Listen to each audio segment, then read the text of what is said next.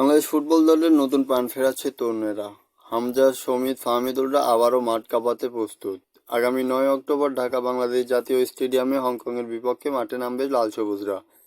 ম্যাচটি ঘিরে ইতিমধ্যে শুরু হয়েছে ফুটবল প্রেমীদের উন্মাদনা। সামাজিক যোগাযোগ মাধ্যম থেকে শুরু করে আড্ডা, সব জায়গায় চলছে নানান হিসাব কিতাব। কেমন একাদশ নামবে, কারা থাকবে গোলের সামনে, কিংবা এই ম্যাচে কি দেখা যাবে নতুন কোনো নায়ক, এসব নিয়েই উত্তেজনা সাধারণ জনতার। ফুটবল বিশেষজ্ঞরা বলছেন, তরুণদের দাপটে বাংলাদেশ এবার শক্ত প্রতিপক্ষ হিসেবে নামবে মাঠে। বিশেষ করে হামজা, সমিতের পারফরমেন্সকে ভর করে ভালো কিছু আশা করছে সমর্থকরা।